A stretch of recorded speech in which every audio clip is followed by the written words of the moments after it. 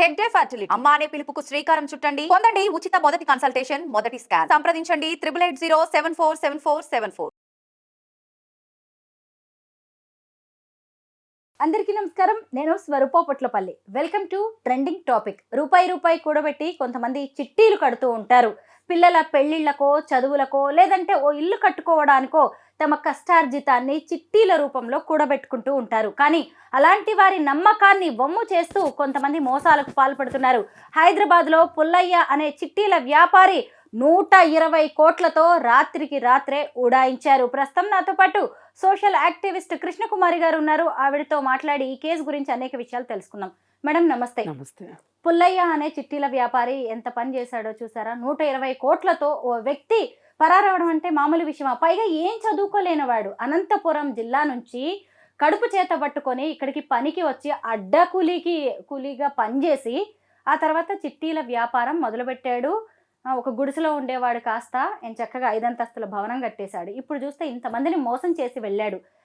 ఇలాంటి వాళ్ళు ముందు నుంచే స్కెచ్తో ఉంటారంటారా? ఖచ్చితంగా స్కెచ్తో ఉంటారు. ఒక్కొక్కసారి ఏమవుతుంది అంటే చిట్టీలు వాళ్ళనే మోసం చేసే మహానుభావులు కూడా ఉంటారు. తెలిసిన వాళ్ళే కదా అని చెప్పి చిట్టి ఇస్తారు. ఇప్పుడు ఈ చిట్టీలు అతన్ని వల్ల అతనికి నేను డబ్బులు ఇవ్వాలి అని ఒక్కడు రాడు. ఇప్పుడు ఎవరు వచ్చినా సరే పోలీస్ స్టేషన్కి ఇతను ఎవరికైతే డబ్బులు ఇవ్వాలో వాళ్ళే వస్తారు. ఇప్పుడు చీటీలు మిడిల్లో ఉంటాయి, అవునా? ఆ మిడిల్లో ఉన్నవాళ్ళు పాడుకుని ఉన్న వాళ్ళు కూడా ఉండుంటారు కదా. వాళ్ళు రేపు నుంచి ఇంకా అబ్బా నేను డబ్బులు కట్టే పని లేదు, నా నెత్తిన పాలు పోసిపోయాడు వీడి పుల్లయ్య అనుకోవచ్చు. ఒకటి. రెండోది, మరీ ముఖ్యంగా జరుగుతున్నది ఏంటి అంటే ఈ చీటీల వ్యాపారంలో వేసేది పొట్ట చేత పట్టుకొని కష్టపడి రూపాయి కూడబెట్టుకునే పేదలు ఇంకొన్నాళ్ళు పోయిన తర్వాత పిల్ల చదువో లేకపోతే పిల్లాడి చదువో లేకపోతే పిల్ల పెళ్ళో లేకపోతే ఏదన్నా స్థలం కొనుక్కుందామనో చీటీ వేసుకున్న వాళ్ళు, ఇలా రకరకాల కేటగిరీలు వాళ్ళు ఉంటారు. ఇప్పుడు కొంతమందికి ఏంటి అంటే కేవలం అది సేవింగ్ లాగా ఆలోచించే వాళ్ళు కూడా ఉంటారు. వాళ్ళని వీళ్ళు ఎలా మాయ చేస్తారంటే వాళ్ళ దగ్గర నుంచి డిపాజిట్లు తీసుకుంటారు వీళ్ళు. ఒక చీటీ వ్యాపారి తాను వడ్డీ ఇస్తాను అని చెప్పి డబ్బులు తీసుకుంటున్నాడు అంటే అతన్ని ఖచ్చితంగా శంకించి తీరవలసిందే. ఎందుకంటే ఇప్పుడు ఈ 120 కోట్లు అనేది 120 కోట్లు డబ్బులు అతను ఒకేసారి ఇంత పెద్ద మూట కట్టుకుని వెళ్ళాడు అనటానికి దాఖలాలు లేవు, ఎక్కడ ఉండవు కూడా. వాళ్ళు ఈ వీళ్ళ దగ్గర నుంచి అప్పు తీసుకుంటారు. నీకు వడ్డీ ఇస్తాము, ఇప్పుడు నీకు వడ్డీ ఇస్తాం కదా, ఆ వడ్డీకి ఇంకొన్ని డబ్బులు వేసుకుని చిట్టి కడితే సరిపోద్ది కదా, ఇట్లా కన్విన్స్ చేస్తారు వాళ్ళని. అంటే మానవ బలహీనత అని కాదు కానీ వాడికి అరిచేతుల స్వర్గం చూపిస్తారు వీళ్ళు. అరటిపండు ఒలిసి నోట్లో పెట్టి తినిపిస్తారు.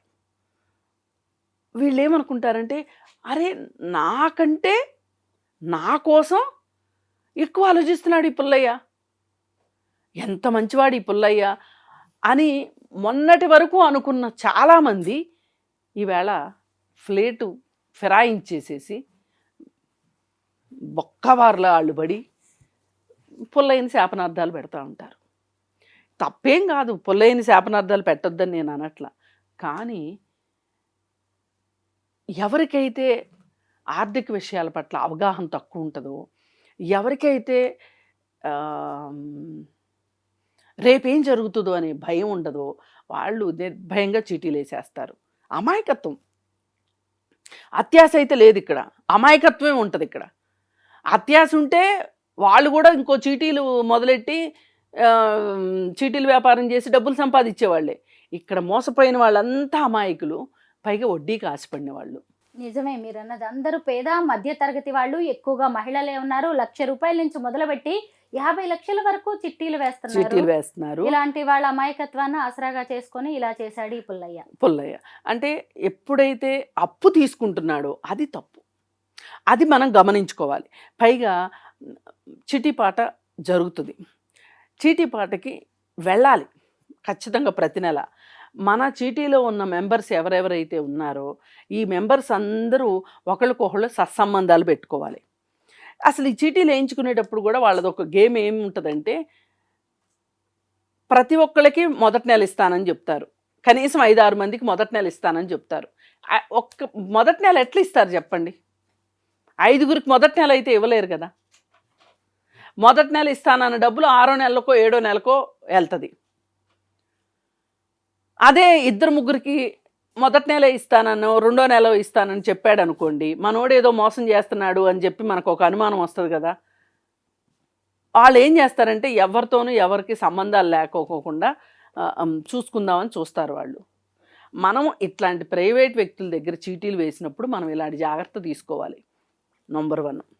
నంబర్ 2, మీరు ఆ చిట్టీల వ్యాపారి మీద అధికంగా మాట ద్వారా కానీ చేత ద్వారా కానీ మీకు అక్కడ ఒక అతన్ని నిలదీయగలిగిన సత్తా ఉండాలి మీకు.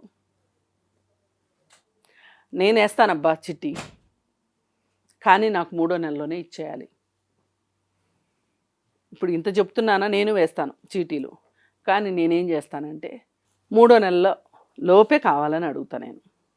నేనేం చెప్తా అంటే, నేనైతే ఎక్కడికి పోను, నిన్ను నమ్మట్లేదని కూడా కాదు, కానీ నా చీటీ కావాలి అంటే నాకు ముందు ఇచ్చేయాల్సిందే. నేను ఇప్పటివరకు 5 పైసలు కూడా ఎక్కడా నష్టపోలే చీటీల విషయంలో. కానీ ఒక రోజువారీ కూలీ చేసుకునే వ్యక్తికి ఇంత ధీమా ఉంటుందా? ఇంతలా కమాండ్ చేయగలుగుతాడా? అందుకని చీటీలు వెయ్యొద్దు ఇట్లాంటి వాళ్ళ దగ్గర అని అందుకే నేను చెప్పదలుచుకుంది. పైగా చీటీ పాడిన డబ్బులు అతని దగ్గరే పెట్టడం అనేది మూర్ఖత్వం. ఆ డబ్బులు తీసుకుని పోస్ట్ ఆఫీస్లో డిపాజిట్ చేసుకోండి, మీకు వడ్డీ తక్కువ వస్తే రావచ్చు. చీటీ పాడుకున్నారు, 10వ నెలలో పాడుకున్నారు, ఇంకో 10 నెలలు ఉంది. 10 నెలలు ఉంది అన్నప్పుడు ఏం చేస్తావు నువ్వు? వచ్చిన డబ్బుల్ని తీసుకెళ్ళి ఏ బ్యాంకులో పెట్టుకుంటావా, పోస్ట్ ఆఫీస్లో పెట్టుకుంటావా, అట్లా చేసుకోవాలి. అలా చెయ్యరు మన వాళ్ళు, ఆ తెలివి ఉండదు మనకి. అలాగే ఇంకా మనం ఏ విధంగా జాగ్రత్తలు తీసుకోవచ్చు అంటే, ఇలా కమాండ్ చేసుకోగలిగి ఉండాలి. కమాండ్ లేకపోతే ఇలా చీటీ డబ్బుల్ని పోస్ట్ ఆఫీస్లో పెట్టుకోవాలి. ఇంకపోతే ఫ్యామిలీ చిట్టీలని వేసుకోవాలి. ఇప్పుడు ఫ్యామిలీలు ఎవ్వరూ వదిలిపెట్టిపోరు. ఫ్యామిలీ అంటే ఒక ఫ్యామిలీలో భార్య వైపు చుట్టాలు కొంతమంది, భర్త వైపు చుట్టాలు కొంతమంది, ఇట్లా అనుకుంటే ఓ 20 మంది ఫస్ట్ కజిన్స్ ఒక 20 మంది ఉన్నారనుకోండి. వీళ్ళందరూ కలిసి చిట్టి వేసుకున్నారనుకోండి, చక్కగా ఎవరైతే చిట్టి కావాలనుకుంటున్నారో వాళ్ళు ముందే చెప్పేసుకుంటారు. ఈ వీళ్ళలో ఒక హెడ్ ఉంటారు, నాకు వచ్చే నెల నాకు చీటీ కావాలి అని. ఎవరో చెప్పకముందు చెప్పారనుకోండి, ఇట్లాంటి అవసరం ఉంది నాకు అంటే వాళ్ళ అవసరానికి తగ్గట్టు వాళ్ళకే చిట్టి ఇస్తారు. ఇది ఒక పద్ధతి. ఇప్పుడు లేడీసు కిట్టి పార్టీలని చేసుకుంటారు. అక్కడ కూడా ఏంటి, చక్కగా కిట్టి పార్టీలో ఉన్న వాళ్ళు ఎవరు ఎక్కడికి పోరు. అంతా వదిలిపెట్టి, అంటే ఈ చిన్న చిట్టి కోసం ఊర్లో వదిలి పారిపోరు ఎవరు. మరి అలాగూ చేసుకోవచ్చు. ఇంకా ఇవన్నీ కాదు అనుకుంటే ఇప్పుడు కొన్ని చిట్ ఫండ్ కంపెనీలు ఉన్నాయి. చిట్ ఫండ్ కంపెనీలు కూడా దివాళా తీయొచ్చు, కానీ మన డబ్బుకి ఆర్బీఐ దగ్గర గ్యారంటీ ఉంటుంది. అది చిట్ ఫండ్ కంపెనీల యొక్క rules regulations. Chit fund regulation authority అని చెప్పి ఒక చట్టం ఉంది. ఆ చట్టం ప్రకారం ఏం చేయాలి అంటే, ఆ వ్యక్తి ఒక 20 లక్షల చీటీ నడుపుతున్నాడు అనుకోండి, ఒక గ్రూప్ వేశాడు అనుకోండి, 20 లక్షల రూపాయలు అక్కడ డిపాజిట్ ఉండాలి గవర్నమెంట్ దగ్గర. మన డబ్బు అంటే చిట్ ఫండ్ కంపెనీ అతని డబ్బు. ఇప్పుడు ఒకవేళ అతను ఇవ్వలేకపోయాడు అనుకోండి, 4 రోజులు లేట్ అయినా పర్లా, మన డబ్బు మనకు వస్తుంది. అలా పెద్ద పెద్ద చిట్ ఫండ్ కంపెనీల్లో వేసుకోండి. లేదు అనుకుంటే రికరింగ్ డిపాజిట్లు ఉన్నాయి, ఆర్డీలు ఉన్నాయి. చక్కగా వెళ్ళి మన ఇళ్లలో పనిచేసే వాళ్ళకు కూడా మనం అదొక మన వంతు బాధ్యతగా ప్రతి ఒక్కళ్ళు చెప్పాల్సిన అవసరం ఉంది. ఇవాళ సమాజంలో మనం ఇవాళ ఇలా ముందుకు వచ్చాము, ఇలా ఇక్కడ కూర్చోగలిగిన స్థితి ఉన్నాము అంటే ఒక రకంగా మనం చాలా అదృష్టవంతులు అనుకుందాం. మరి ఎంతోమంది ఈ విషయాలు తెలియని వాళ్ళు ఉన్నప్పుడు వాళ్ళకి తెలియజేయాల్సిన, ఒక బ్యాంక్ అకౌంట్ ఓపెన్ చేసుకోవటం ఎట్లా, ఒక చిట్ ఫండ్ కంపెనీలో చీటీ వేసుకోవడం ఎట్లా, లేదు పోస్ట్ ఆఫీస్లో డబ్బులు దాచుకోవటం ఎట్లా అనే ఒక దీన్ని ఆర్థిక అవగాహన అంటారు, అవేర్నెస్. ఇప్పుడు చట్టాల పట్లే అవగాహన లేదు, ఆర్థిక విషయాల పట్ల అవగాహన లేదు, ఏం చదువుకుందాం అనే దానికి అవగాహన లేదు. మరి మన దేశంలో పరిస్థితి ఎలా ఉంది? ఇలాంటప్పుడు ఇలాంటి పుల్లయ్య లాంటి స్వార్థపరులు ఇలా బిషాణాలు ఎత్తేస్తూ ఉంటారు. అందుకని దయచేసి ఎవరైనా సరే మీరు చక్కగా కుటుంబ చిట్టీలు అన్నాను కదా, చక్కగా ఎవరింట్లో ఎవరు డబ్బులు తీసుకుంటుంటే వాళ్ళు చక్కగా లంచ్ అరేంజ్ చేశారనుకోండి, 20 మంది కలిసినట్టు అవుతుంది, అందరం కలిసినట్టు అవుతుంది, నెలకొకసారి చిట్టి డబ్బులు దాచుకున్నట్టు అవుతుంది. ఇలా ఆడవాళ్ళు చాలామంది చక్క బంగారం కొనుక్కుంటారు. ఇవాళ చూడండి బంగారం ఎక్కడికి వెళ్ళిపోయింది. చాలామంది ఆడవాళ్ళని ఎద్దేవా చేస్తూ ఉంటారు, వీళ్ళు బంగారం లేకపోతే మాట వినరు, మొగుడిని పీడించి బంగారం. కానీ ఆడవాళ్ళ బంగారాలు మగవాళ్ళ కష్టాలకి ఎన్నిసార్లు ఆదుకుంటాయి. చాలామంది ఆడవాళ్ళ బంగారం ఇంట్లో ఉండదు, బ్యాంకుల్లో ఉంటుంది. బ్యాంకులో జాగ్రత్త కోసం దాచిపెట్టుకుని లాకర్లో దాచిపెట్టుకునే వాళ్ళు కొంతమంది, లోనుల రూపంలో పెట్టుకునే వాళ్ళు చాలామంది. ఆ లోన్ తీసుకుని ఎవరు భర్తే కదా వ్యాపారం చేసేది. అందుకని మనము కొంచెం డబ్బులున్నా బంగారం కొనుక్కోవచ్చు. లేదు అనుకుంటే జాగ్రత్తగా చీటీలు వేసుకొని ఆ డబ్బుతోటి ఎంత దూరం అయినా సరే, ఒకప్పుడు ఇన్స్టాల్మెంట్ బేసిస్లో స్థలాలు అమ్మేవాళ్ళు. ఈ చీటీలు కట్టే బదులు ఆ ఇన్స్టాల్మెంట్ కట్టుకున్నారనుకోండి, ఆస్తి కూడా మిగిలిద్ది, స్థలము మిగిలేదు, తక్కువ రేట్లో వస్తుంది. ఇప్పుడు ఒక 10 ఏళ్ల తర్వాత ఎంతైనా భూమి విలువ పెరుగుతుంది కదా, ఎంత దూరాన ఉన్న భూమి విలువ అయితే పెరగకుండా ఉండదు కదా. అందుకని ఇలాంటివి ఎవరైనా చేసుకోండి అని. ఇప్పుడు ఇలాంటి పుల్లయ్యలు సంవత్సరంలో 2-3 వార్తల్లోకి వస్తూ ఉంటారు, వార్తల్లోకి రాని పుల్లయ్యలు కూడా ఉంటారు. కానీ ఈ జనాలు గగ్గోలు పెట్టడం ఆపట్లేదు, ఈ పుల్లయ్యలు ఆగట్లేదు. అంటే దీని వెనక ఆ లోకల్గా ఉండే రాజకీయ నాయకులు అండుంటుంది వాళ్ళకి, పోలీసులు అండుంటుంది వాళ్ళకి. లేకుండా అంత ధైర్యం చేస్తారా వాళ్ళు? ఇప్పుడు ఈ 120 కోట్లలో ఎవరి వాటాలు ఎంతో తెలీదు, కానీ ఎవరికి వాళ్ళకి వాళ్ళ డబ్బులే ఎక్కువ కదా పాపం పేదవాళ్ళకి. అందుకని దయచేసి అసలు కమ్యూనిటీ లెవెల్లో చీటీలు వేసుకున్నా కానీ